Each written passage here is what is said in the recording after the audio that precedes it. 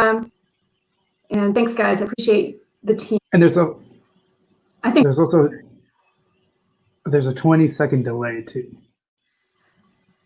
Good to know. I saw that in the email. Okay. It looks like it has now started, Mickey. All right, awesome. Well, greetings, everybody. I want to say hello, welcome. Thanks for coming to the session. I hope at the end of it, we'll all have been able to reflect a little bit on our Hispanic population, have some ideas, and maybe even you all have some ideas for the whole group on how we can best connect with them, right? I want to share a little bit about myself so you get to know who I am in this context. My name is Mickey Mitrick. I'm at Walter State Community College, where I taught Spanish for many, many years. And I moved into an ESL coordinator role more like in 2014. So since 2003, I've been there, 2014 ESL coordinator role. But my early experiences was not in East Tennessee. I love it here. I wanted to be here. I chose UT Knoxville because of the Smoky Mountains, and I'm an outdoorsy person, so I wanted to be there with the mountains. Just got back from camping this weekend. It's beautiful. We had a lovely moon, so if you haven't had a camping experience, we're actually doing one on campus. Come on down to Walter State on October 30th, and we can get you going. But we're here to talk about Hispanic community, right? And so my experience growing up overseas had me speaking Spanish when I was, in middle school and before. So a lot of my growth years and adolescence, it was 100% in Spanish, fully immersed in the culture, Venezuela, Colombia, Mexico. And I also grew up in other cultures, right? So I spent 3 years in Asia. I spent 6 years in Europe, Germany and Switzerland. And then after college, which I went to school in Arkansas Tech. So some things don't change. I decided the mountains there were beautiful, and they were. I went to the Peace Corps, where I lived in Bolivia for a couple of years. Right? So then coming to East Tennessee for grad school, I settled down in East Tennessee and absolutely love it. So Walter State, I'm going to go ahead and share my screen, and give me just 1 second as I pull in this file.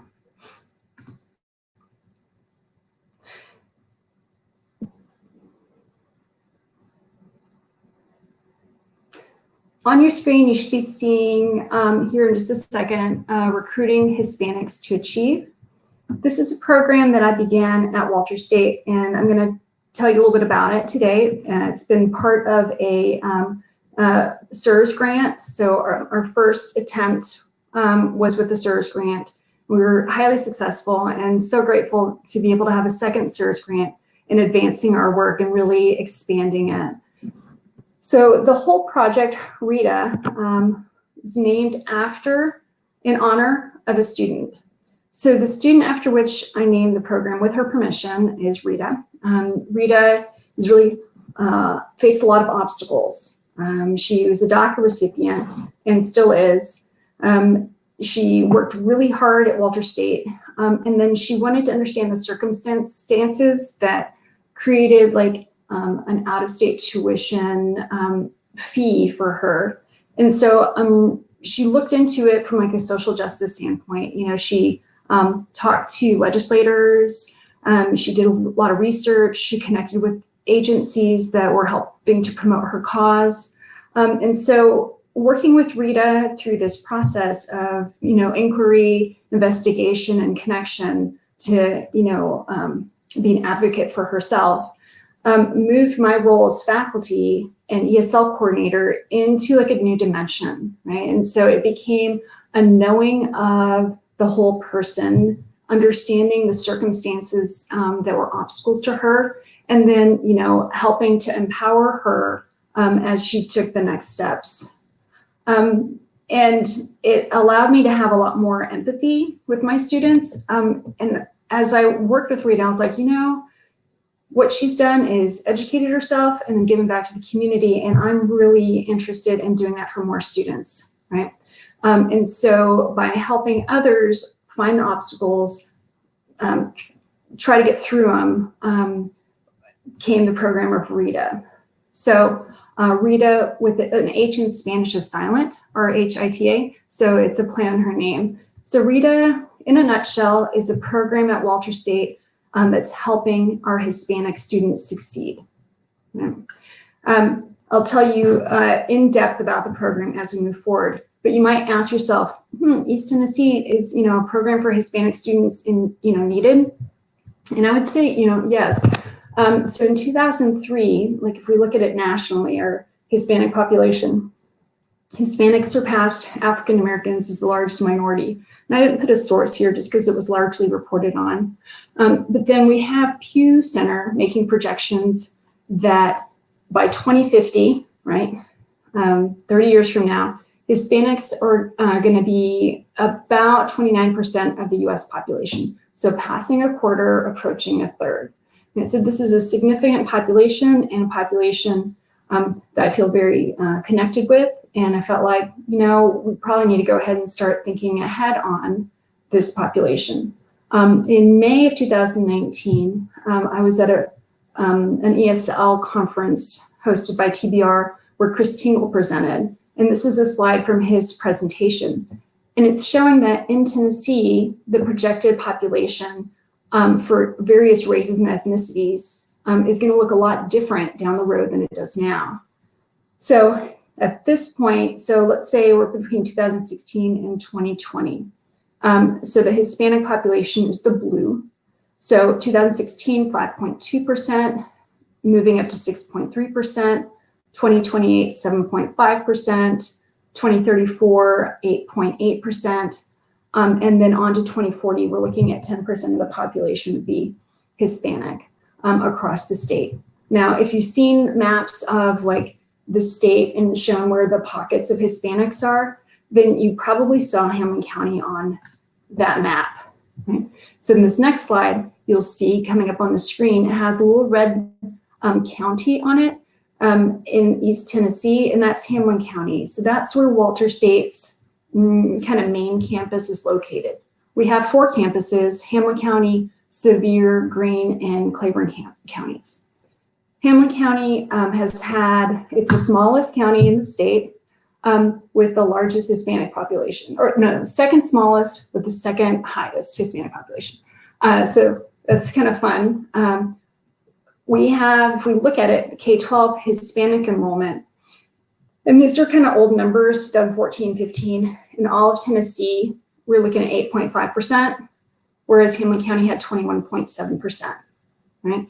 So significant for us. So numbers from last year that were given to me by the school system are that in Hamilton County, we're looking at, it's about the same, 22% Hispanic from between K and 12.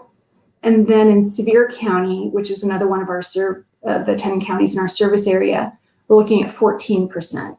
So we have increasing Hispanic population. And so we're starting to, we're seeing an increase of enrollment. It's not as high as we want it to be. So recruitment efforts are part of our program and support when they come in. So part of our support is offering a leadership team, opportunity for a leadership team for sophomore Hispanic students. So here are 2 of our students that are part of our 14-person leadership team for this year.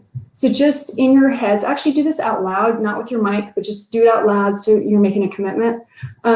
What's their ethnicity?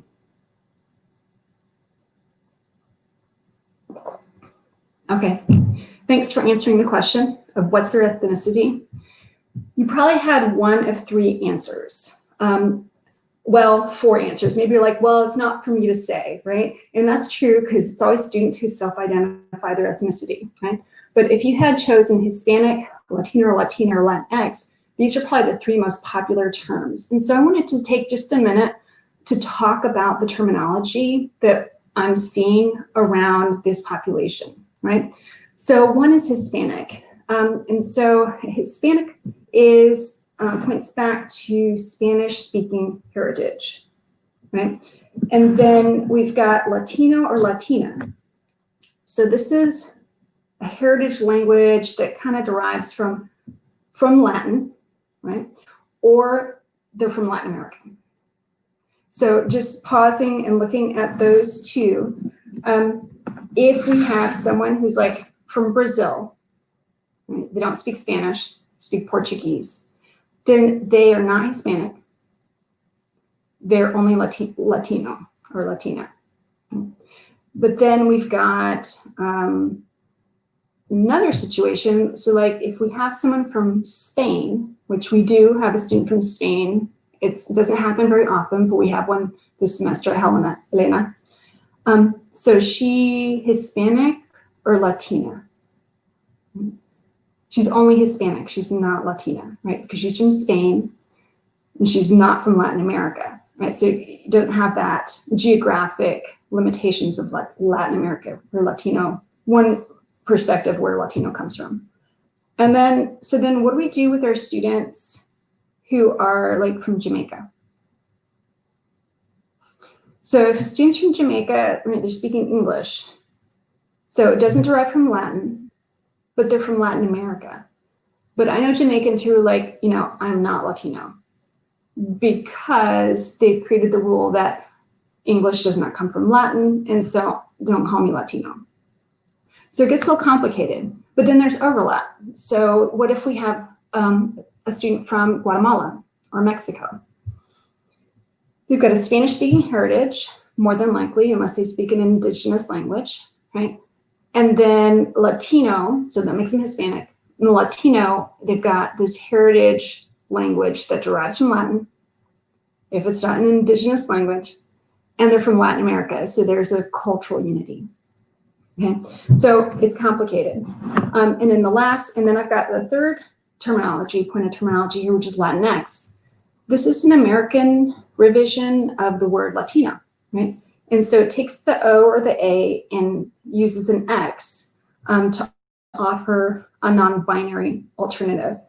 And so in the past 4 years, there's been a lot of momentum with this term Latinx. So I want to just delve into it a little bit from an academic standpoint. So we're kind of understanding the Spanish grammar behind Latinx. And then as your institutions move forward with making choices of vocabulary to use, you've maybe like reflected on the different variables a little bit more.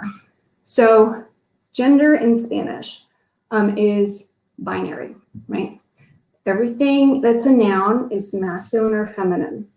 If it's a person, it's masculine or feminine. If it's an object, masculine or feminine.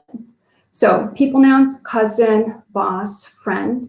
You either have a spelling change at the end between an O and an A, or you have some other extra word in there to denote masculine or feminine. Object nouns, it's decided if they're masculine or feminine based on their spelling. So computer is una computadora. In that case, it's got an A and that makes it feminine. If we call it el portátil, like a laptop, in that case, it ends in an il, and so that might be a rule for masculine, right? And then we've got car, carro, which carro ends in O, so it's gonna be masculine. If you use a different word for car, like coche, that just also happens to be masculine. And then you've got this like cloud, nube. Nube, it doesn't really follow a rule in spelling, but it's feminine. And so speakers of Spanish just have this memorized. And they think of that as a feminine word and follows that grammar. And so a noun in Spanish doesn't exist that isn't masculine or feminine, right?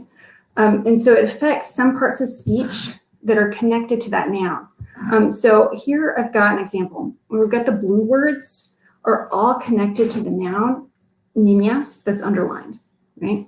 And then llevaron is going to be our verb, followed by unos zapatos locos, which is in green, and all the green words connect to zapatos, that noun. And so go ahead and we're going to read that first sentence in Spanish together. We're going to do it 2 times, all right? So get ready. Esas niñas altas y cómicas llevaron unos zapatos locos. Let's do it again. Esas niñas altas y cómicas llevaron unos zapatos locos. Good job. Okay. So then Latinx, right? When we use this term, it's suggesting, okay, well, I'm not sure what it's suggesting, okay, except that we don't want to have a binary system, which Spanish is.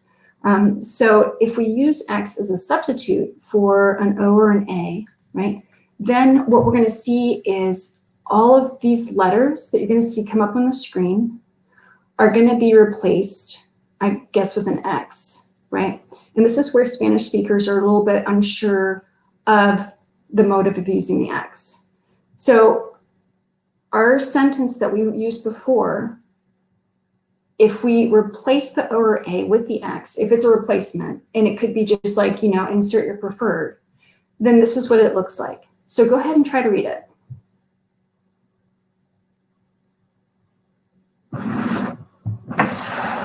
It's hard, huh? Right? And so it's complicated. So then how do you feel about that? Like trying to read that? Maybe you feel like a little interrupted or a little bit muted, or like unsure how to proceed. So all of a sudden what we have as a pan-ethnic solution, right? Okay, this X is going to fix, this, binary system. It doesn't seem very kind when you actually apply it to the Spanish language. So here I've got this question like, ¿qué será? So if it's like an X, like a mathematical symbol of like insert the variable here, masculine or feminine or something other, then, I can see where we're going with that. If it means that having a binary system of masculine and feminine is red X wrong, then there's a visceral response there, right? That someone who speaks Spanish is going to feel, right? So don't take it as if that this is not an issue within Spanish speakers, right? And so there's been this question of like, what do we do with gender, right? So sometimes one Spanish solution that's come about is to take the at symbol, instead of using the X, use the at symbol, right? And that's like an A, but with an O around it, right? So then it brings in two genders.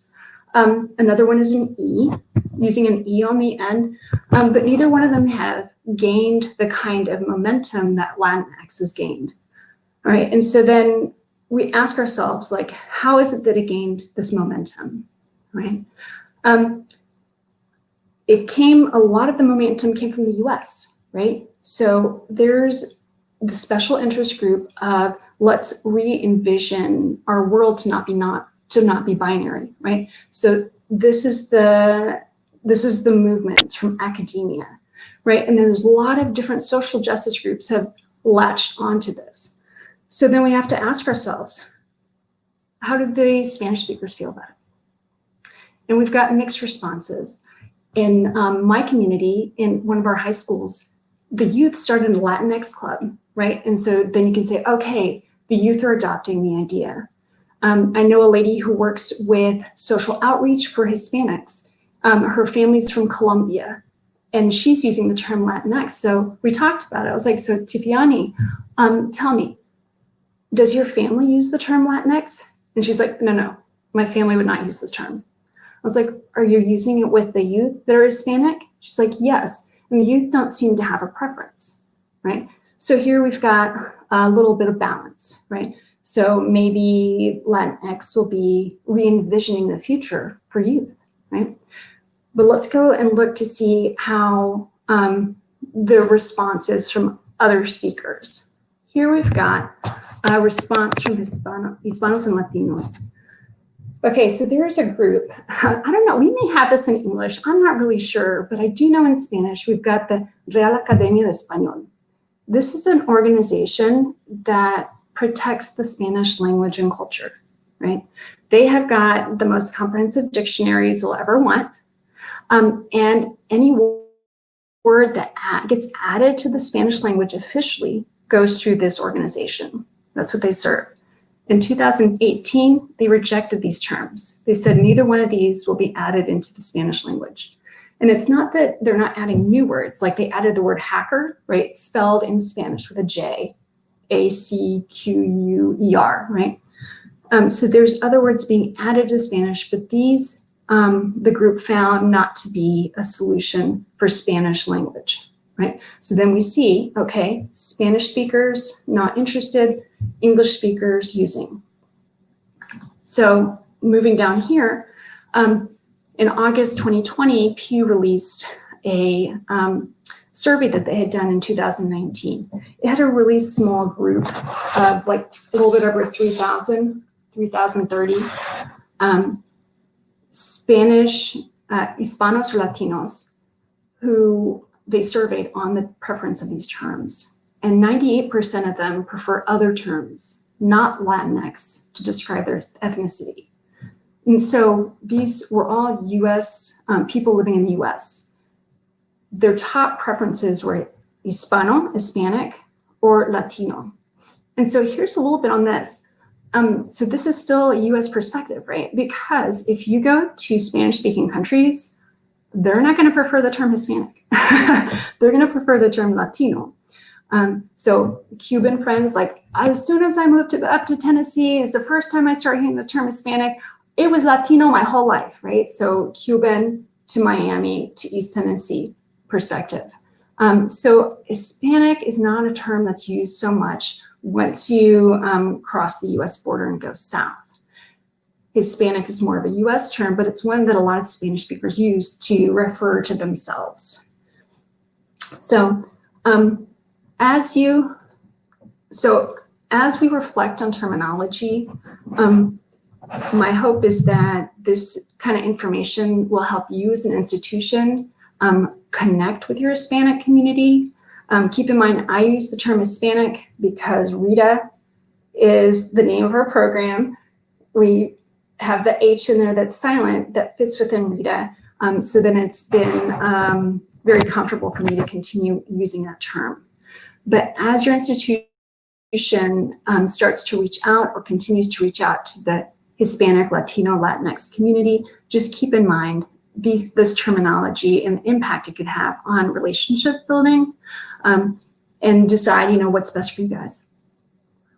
So as we move into our program of Rita, I want to show you a few different gears.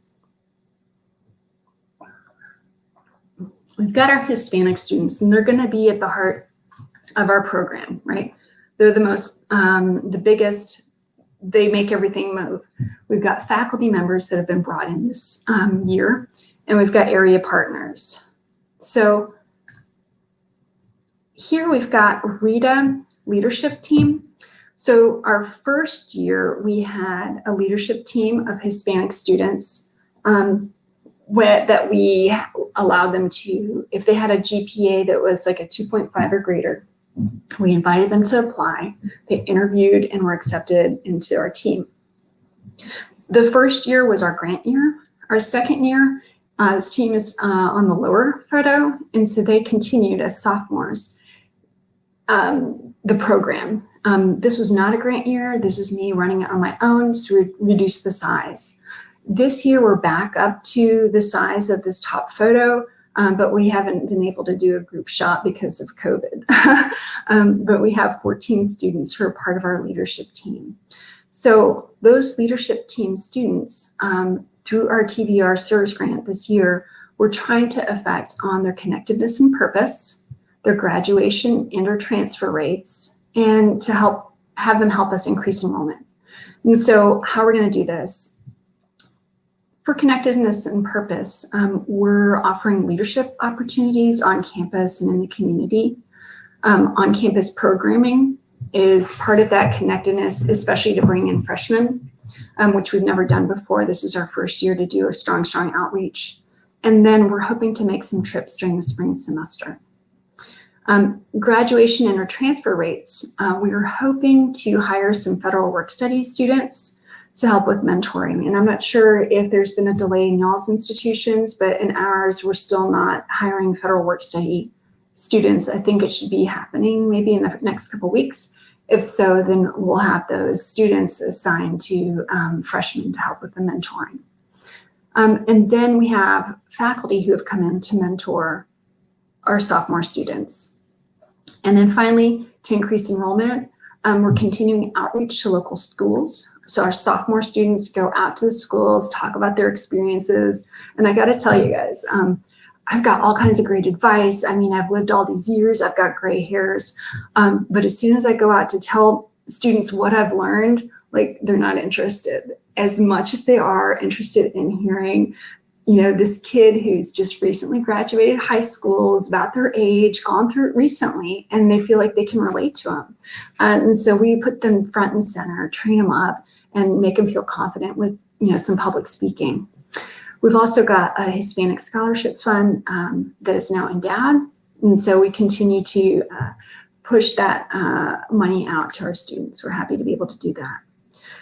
So through this grant year, we've been able to come up with kind of like a lesson plan for the semester. And this is kind of where we're at with it. We haven't mapped out the whole spring semester yet, but we've used their weeks 1, 2, and 3 for our Rita 2. We call this Rita 2 because it's sophomore, second year and above, right? To understand themselves, each other, and to make connections to the campus. And then we move on to advising resources, which we've just completed that unit. And now we're going to be going into deep advising, where each of these sophomores is going to have like a deep, at least 1 hour conversation with our faculty mentors to really understand their direction and see how confident they feel about transfer, the funds they need to be able to do that, how they're going to cover those costs.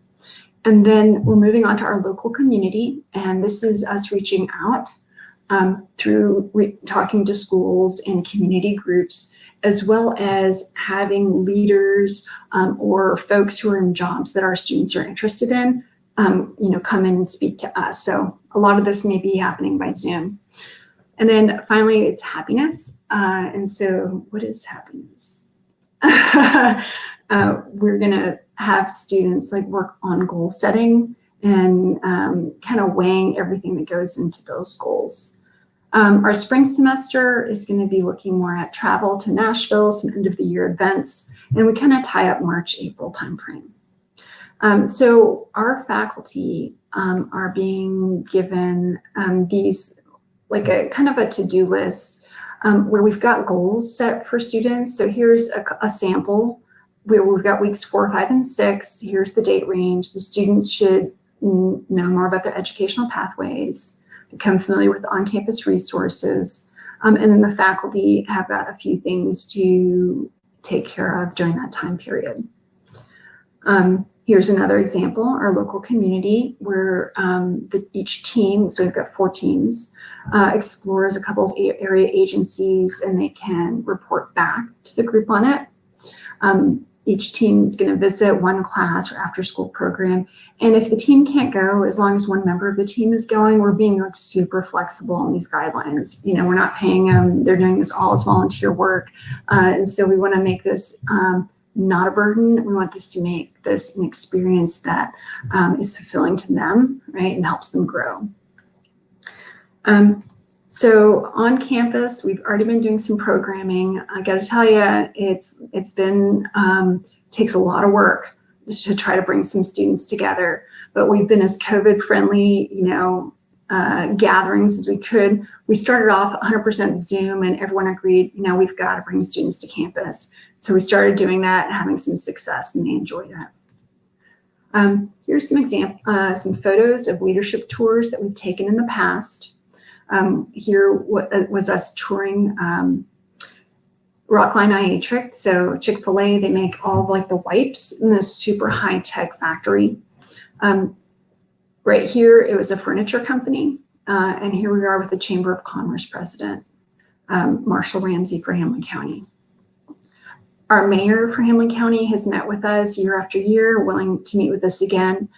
Here we are in chambers. He answers questions and has true dialogue, and we really appreciate that. And then with the community outreach, we've gone to partner with different groups, including churches, school systems, after-school programs, And over the course of the last 2 years, we've reached out and talked to over 1,000 people. They're doing great, and we're hoping to talk to at least another 500 this year. So the sophomore leadership team is what the program I just told you about.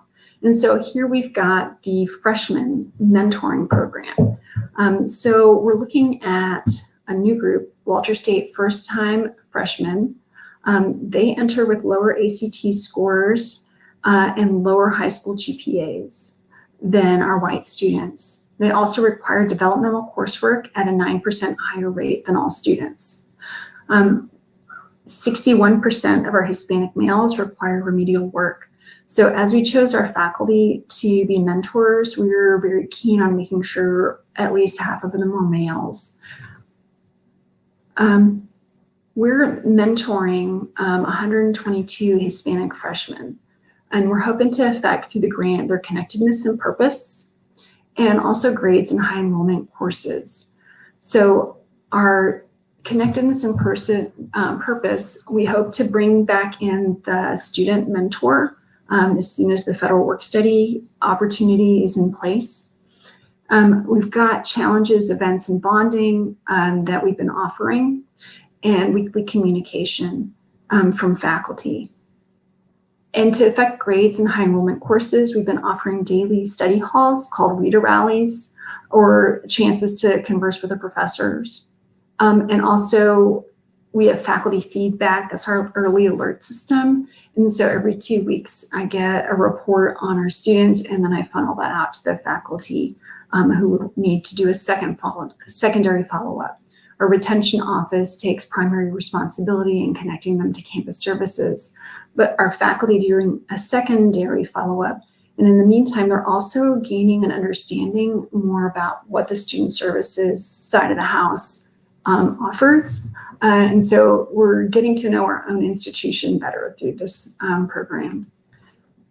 And so the Rita 1 cycle follows along with the Rita 2 cycle. We gathered during the first 3 weeks. We talked about campus connections. We're looking at purpose and option now, right? So this starts week 7. As they think about next semester and advising, are they in the right major? What are other options? And then we want them to finish strong. In the spring semester, we'll have end of year events and recruit our next team. The Rita rallies that we've been offering are daily by Zoom, and 2 of them are live if students want to come.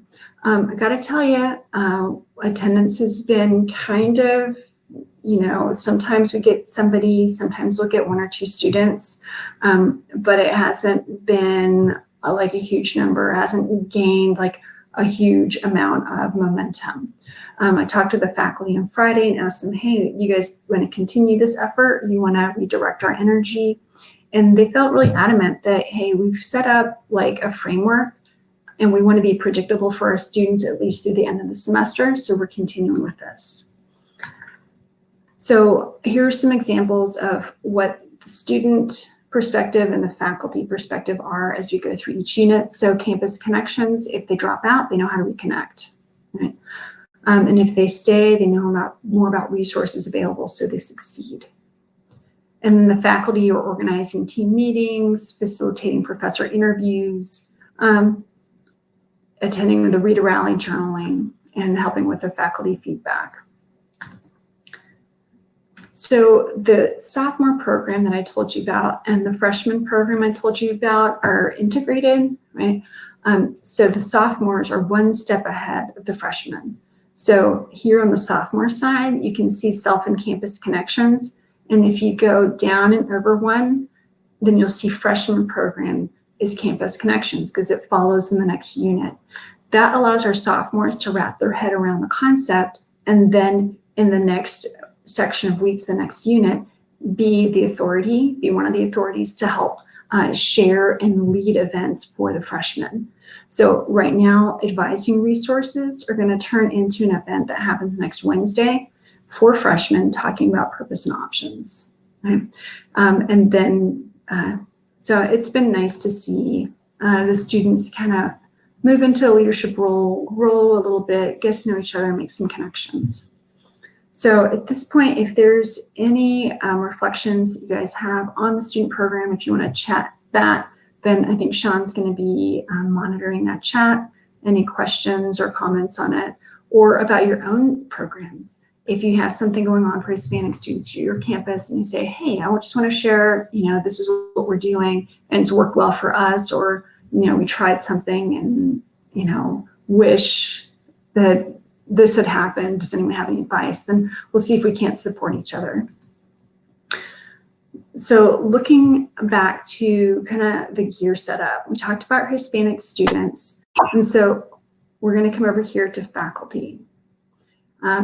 With the faculty roles, we've got 12 faculty involved this year. They're mentoring students. And then we've got a few faculty that it's like 6 who are observing our program. So this is kind of a different view. They are observers where they can see what's going on from outside and give us some input on how the program's going and being received. And if there's any kind of constructive criticism that someone feels uncomfortable sharing, they can always share with the faculty observer and it'll get back to us. So it's also kind of like a staging area for us. These are folks that we would have liked to have included in our grant, but maybe this wasn't the right year for them because they're working on our doctoral studies, or someone is out for leave in our office and they have extra duties. And so we're using that kind of as a staging for future involvement.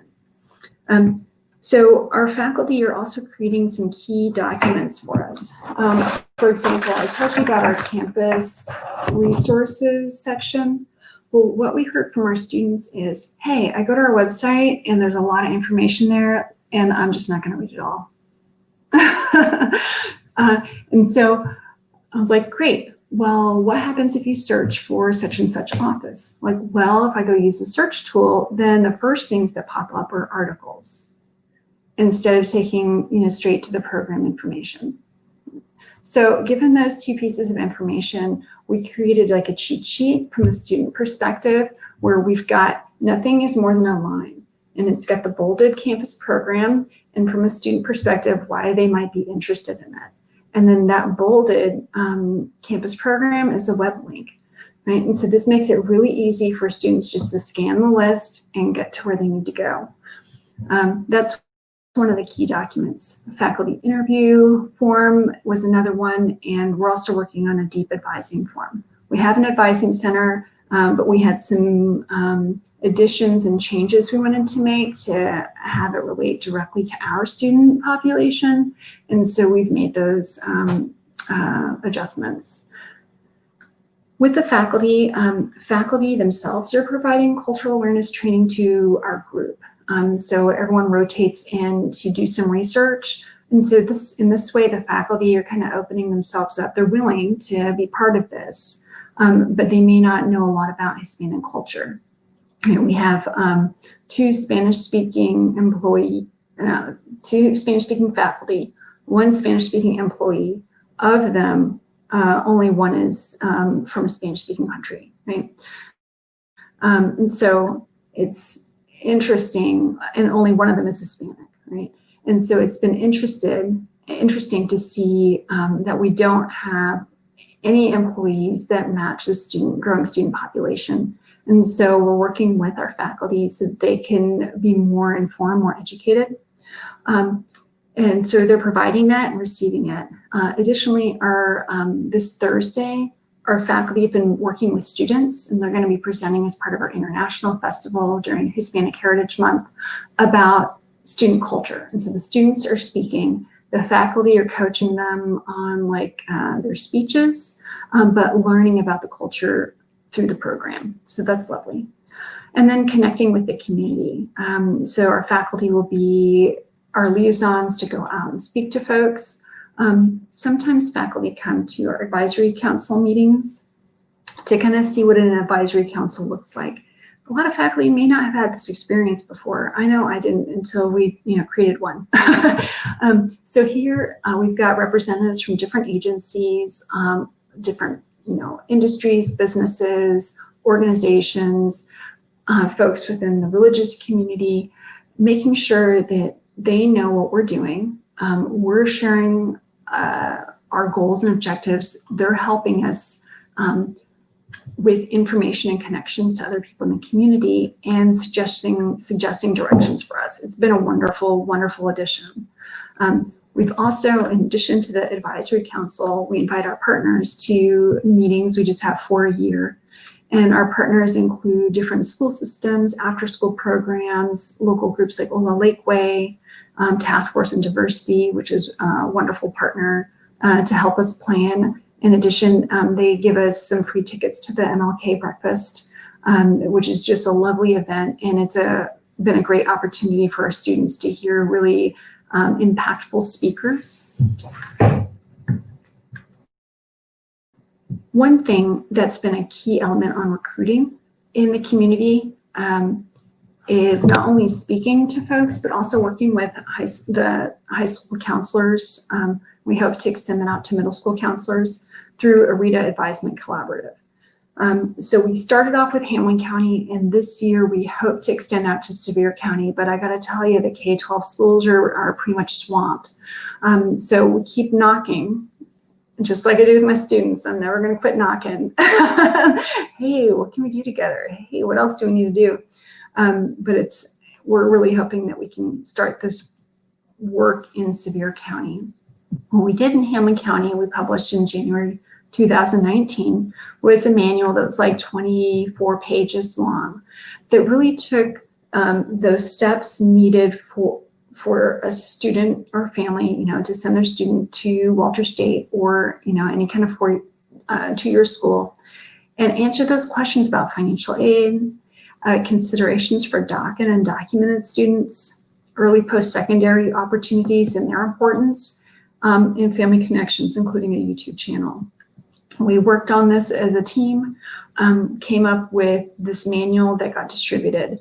Our plan was to go ahead and train all high school teachers this year in Hamlin County and start this work in Sevier County. So we're hoping we can move forward with that. Considerations for DACA, right? So this year, there's a lot that's happened in 2020. If you're aware of the DACA decision, it was upheld, DACA, this summer. It was upheld on a procedural basis, not necessarily that the program should exist or not exist, right? So we're likely going to see more lawsuits.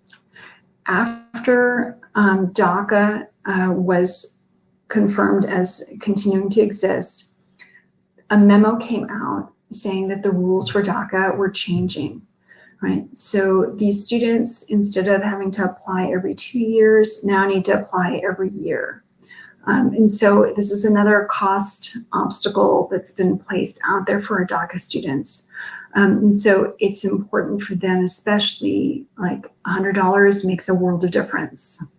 And so one solution that we've pushed for DACA students, and it's the solution that Rita, the student after whom our program's name, has taken advantage of. So it's called Equal Chance for Education. If you're familiar with that scholarship out of Nashville, Equal Chance for Education allows high-performing undocumented and DACA students to go to certain schools for a very reasonable amount of money. So she pays like $4,000 a year, right? Which would be like the price of 2 classes at Walter State. So she's attending full-time at Carson Newman now, and we're really happy for her to have had that door open to her.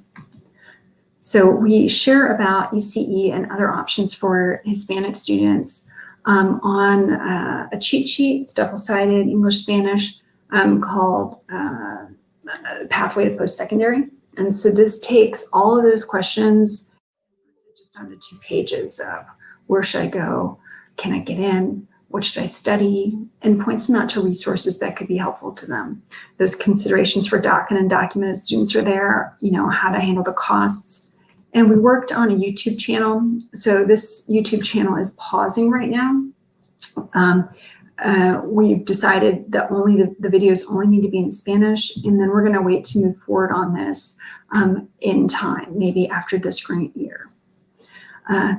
So at this point, I've kind of given you an overall view of how we're connecting to the Hispanic community through our students, right, and through our connections in the community.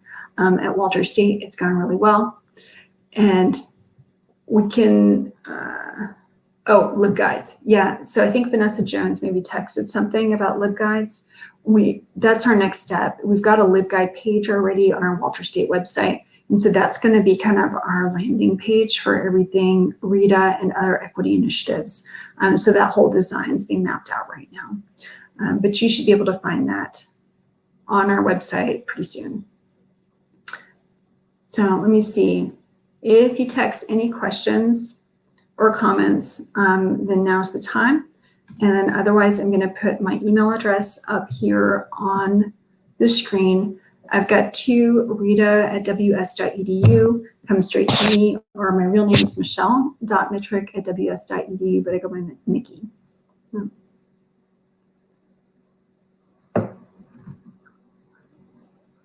All right. Well, all, thank you so much for coming. I hope you enjoy the conference. And if you ever need to get in touch, then you know how. All right. Take care. Bye now.